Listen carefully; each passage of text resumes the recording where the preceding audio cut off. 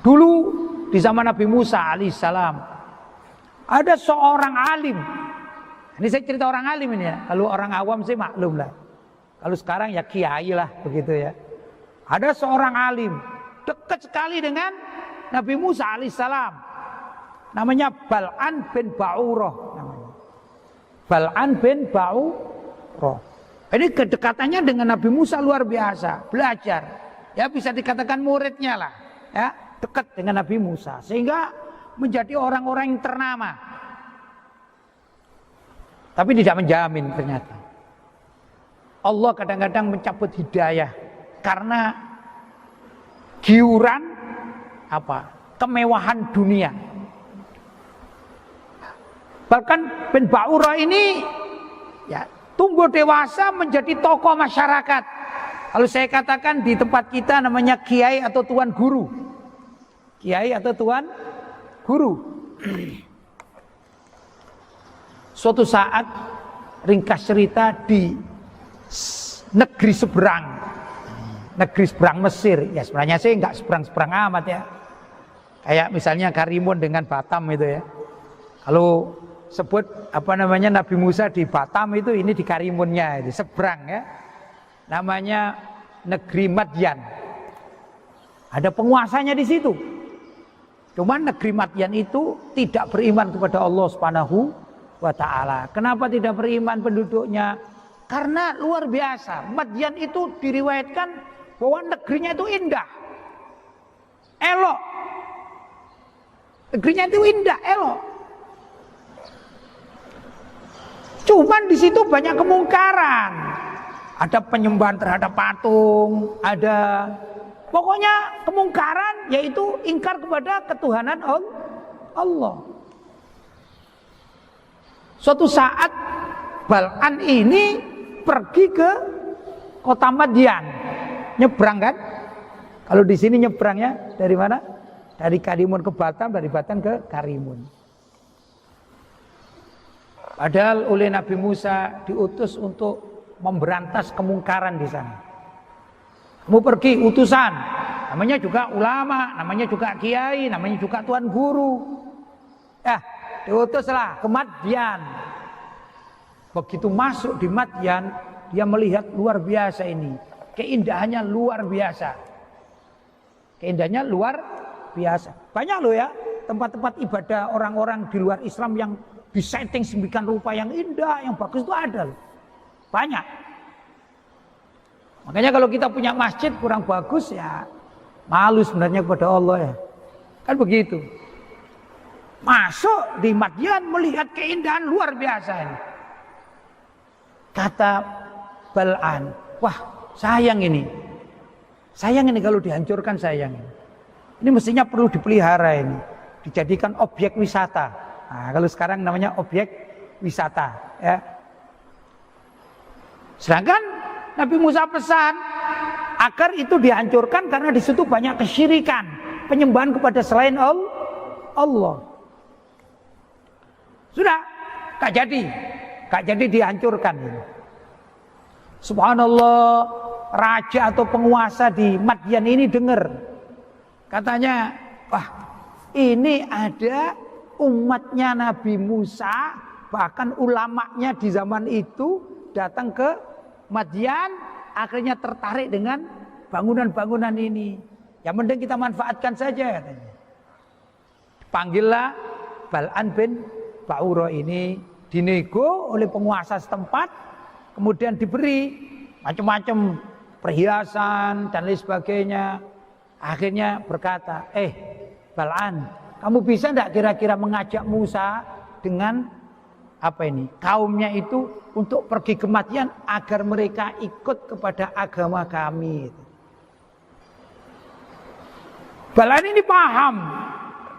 Ya ulama, tokoh, tuan guru, kiai di zaman itu ngerti umatnya. Kata Bal'an bilang gini, saya itu kenal siapa Musa dan saya kenal siapa itu orang-orang Bani Israel. Itu orang-orang Bani Israel ya, kalau sudah melihat uang matanya hijau itu. Matanya hijau. Cepat dia terpengaruh. Jangankan 1.000 perak, ya enggak? 500.000 aja, apa 500.000 ya? 500 saja diterima ya. Karena mereka keimanannya itu enggak kuat. Beda Nabi Musa. Ada orang-orang tertentu yang memang kuat keimanannya di zaman Nabi Musa. Tapi mayoritas enggak begitu. Maka Bal'an secara ringkas mengatakan kepada penguasanya, wahai Tuan Raja, coba negeri Madyan itu engkau hiasi. Permata, apa ya, emas-emasan gitu. Nanti saya akan ngundang Musa dan siapa? Kaumnya. Ringkas cerita dihiaslah kota Madyan. Dan ringkas cerita Nabi Musa dengan kaumnya diundang masuk ke kota Madyan.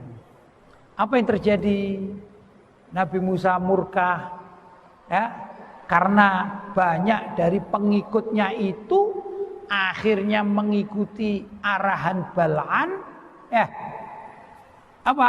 Berebut dunia. Itu dikatakan bahwa nafsu manusia itu senang dengan istilahnya harta, tahta, dan wanita. Pada akhirnya mereka itu banyak yang ingkar, mungkar atau keluar murtad dari agamanya Nabi Musa. Maka mereka berlomba-lomba untuk mencari kehidupan di negeri Madyan. Ini Bal'an sebelum kafir ini ya, sebelum murtad, karena dia dekat dengan Nabi Musa, luar biasa. Oleh Allah SWT, kalau Bal'an ini berdoa, itu senantiasa dituruti oleh Allah, dikabulkan. Itu kehebatan Bal'an sebelum datang ke Madyan, sebelum murtad. Ya, berdoa, mau minta hujan dituruti, minta ini dituruti, minta apa saja dituruti, dikabulkan. Tapi begitu datang ke kota Madyan yang di situ luar biasa, godaan setannya ini terlalu kuat. Mungkin bukan setan sendirian ya, mungkin ada iblisnya, ada kuntilanaknya, ada apa lagi ya, ada pocongnya ya, semuanya kumpul rapat di mana? Di negeri Madyan, sepakatan membuat satu komunitas. Nah, ini wakil-wakil dari setan-setan ini kumpul di situ ya. Akhirnya menggoda siapa? Bal'an dan menggoda kaumnya Nabi Musa. Banyak yang ingkar kepada Nabi Musa, akhirnya mereka memilih menjadi orang kafir. Allah murka. Tatkala Bal'an ini berdoa, kan semula orang ini kalau berdoa, dia bahkan dituruti. Dia berdoa, ya Allah, kami minta atau saya minta agar Musa dan kaumnya ini menjadi pengikut-pengikut dari negeri Madyan. Mintanya kepada Allah, sedangkan negeri Madyan adalah negeri yang musyrik, kafir. Jadi ini mengajak kepada kekafiran. Yang diajak adalah Nabi Musa dan orang-orang yang menjadi pengikut Nabi Musa. Murka Allah. Allah murka, dikirim penyakit namanya ta'un. Ta'un itu penyakit mewabah yang mematikan. Gambaran saja corona. Gambaran saya itu semacam corona. Maka di saat itu bergelimangan orang-orang yang meninggal dunia, mati gara-gara kena ta'un. Kenapa? Allah murka kepada Bal'an bin Ba'urah dan yang mengikutinya. Padahal ini sudah menginjak, sudah menjadi tokoh. Bal'an ini sudah menjadi tokoh, menjadi tuan gurunya Bani Israel, ya, dan juga menjadi ulamanya. Tapi akhirnya murtad karena hidayah dicabut dari hati Bal'an. Karena itu kita wajib untuk menjaga keimanan kita, jangan sampai kita ini luntur. Ya, sekarang kita baik, besok pergi ke tempat yang naudzubillah min dzalik, di situ ada penyembahan selain Allah, akhirnya luntur. Kan begitu. Kalau zaman sekarang ini bukan sekedar luntur agamanya, akidahnya luntur. Yang semula Ahlussunnah wal Jamaah akhirnya menjadi musuh Ahlussunnah wal Jamaah. Ada yang menjadi pengikut orang-orang barat, orang-orang liberal.